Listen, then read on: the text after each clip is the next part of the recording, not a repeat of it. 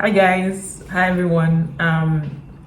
Welcome back to this channel. Just to kind of highlight that I'm in Winnipeg, Manitoba. So experiences might differ based on where you are. Maybe might be different province, maybe different city.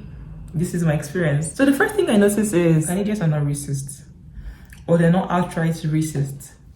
So why I'm saying this is that since I've been here for almost 4 years, and I haven't had anyone call me the N word or outrightly be very racist to me. It doesn't mean that we don't have them here. It doesn't mean that we don't have people that are racist here. They probably are, but in my experience, I haven't met anyone that's racist. No one has been openly racist. Why I say openly is that I'm sure that there are people that are, and I've experienced some kind of subtle racism, but it's not obvious, it's not open. So, but that's something that compared to somewhere like in the US, I think I hear a lot of things about the US where people are openly racist. They point at you and they call you the N word, even up until now. All those things are just crazy. I haven't really experienced that here. Like I said, this is my experience. I am in Winnipeg, Manitoba. It might be different for you where you are, if you're a black person, but I haven't experienced that. But like I said, there are also things that happen here. What I would say that they do here is subtle microaggression. Why I say subtle microaggression is because, like I said, they don't openly say things and just be openly racist. And sometimes they don't even know that they're being racist, right? Or they are, I don't want to say racist, they're not being racist. But microaggressions, those things happen sometimes ignorantly. People say things out of ignorance, I would say. So those things are things that happen. Sometimes it's not out of ignorance. You just want to just be aggressive. I mean, some people are aggressive. It doesn't matter if you're Canadian or if you're Nigerian. Some people are just mean. That's how it is. I remember one of my friends told me that when he came here newly to Winnipeg, I think he came from Toronto, he came to Winnipeg. And the first week he arrived, he was just taking a stroll on the streets. The next thing he saw was that I think somebody was on a bike, and the person was just being racist. Go back to where you're coming from, blah blah blah. And then I'm not sure if he said the person pulled out a knife, but he saw like a knife somehow, and that was like a very, very worrisome situation. I was like, wow, that was just like, I'm just like, I have been here for I don't know if it's because I don't know, maybe it was just at the wrong place at the wrong time. I don't know, but I mean, of course, like I said, there are places here that are not so safe, and as well, where you stay kind of matters. I stayed downtown in Winnipeg. Downtown is like the not so safe place. There is like the uptown, I guess, the places that are safer. In Canada, the fact that they're nice doesn't mean I don't have people that are not nice.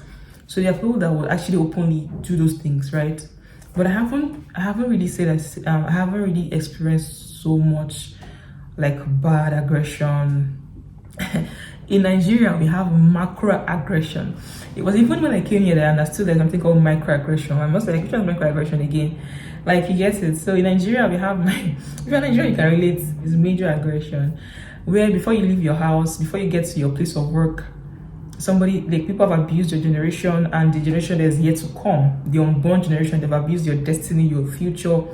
If you want to enter the bus, it's a struggle to enter the bus. When you enter the bus conductor is already arguing with somebody. If you just mess up and try to delay him, he will abuse you, abuse your future, abuse your generation, abuse everything about you, abuse your appearance. Before you get to work, the day is just a mess. So I think people have this thick skin in Nigeria, where no matter what you do, they've already kind of like put their mind that today is going to be an aggressive. People are going to be aggressive towards you, your place of work. There's microaggression there. Microaggressions, by the way, is something that I think, for me, my understanding of microaggression is something that people do that is probably subtle, right? It's not so much as like you probably wouldn't know that it's not good until you actually think about it. So it's mini kind of like that, right? Subtle. So like I said, in Nigeria, they have it. Even it can be about your sex. It can be sexism happening in a place of work. It can be about your appearance. It can be about a lot of things. It happens everywhere, to be honest. It doesn't just happen in Canada or in Nigeria. But like I said, just coming back to my point is that they're not racist here. Just subtle microaggressions. I'm going to give an example of a microaggression. Oh, you're too loud. I had someone say that to me when I came here newly. Someone told me I was too loud. And to be honest, I didn't read it. I didn't read anything into it. I was like, like I'm loud now. Like, what thing I go do? I just tried to kind of, it was kind of like I took it as, oh, maybe I'm actually shouting. But when you think about it, in Nigeria, if you don't talk, if you don't sorrow, it's okay. If you don't talk out, they will push you aside, right? So you got to be very smart and very sharp and very loud. I had to learn that in Nigeria. If you're forming, gentle, nobody will listen to you. Nobody will hear you. So you got to be able to, sometimes you have to shout to be heard. So I think that was how people just got used to. If you see Nigerians talking, you think they're shouting like, why, nobody's fighting with you. Nobody's fighting with you now. Why are you shouting? But that's not shouting. That's how they are. That's how they talk. That's how we are. That's how we grew up to. That's how we learned to talk. So I kind of understood later on that when someone told me that I was being loud, that could have been microaggression. Even though the person didn't mean it like that, you get it, and I didn't read it like that. But somebody else will tell you that that's a microaggression. You're not supposed to say that because you don't know my experience. You don't know where I'm coming from. You don't know if this is my voice. You don't know if this is how I talk. You can't tell me that I'm being loud. Why? That's not nice, right? At that time, I didn't even read it like, I didn't even take it like, I didn't as a normal thing now. Like, people tell you things, like I said, in Nigeria. So there's already a thick skin that has been there. But now I say I'm already beginning to get used to this Canada. I'm going to take life easy, because you're in Canada now. There's no point to shout. People can hear you. People don't need you to shout. So I kind of have to now kind of cut back on being so hyper. I want to do this, I want to do that. Hey, it's not necessary. Take life easy. If you're in Nigeria, you can go there and you can become very, because if you're not like that, they're going to push you aside, like I said. So you got to be. But in this place, you don't need to. I mean, in Canada, you don't need to be very hyper and very crazy about things, which was how I was when I first came. That was one experience I can just mention now off the top of my head.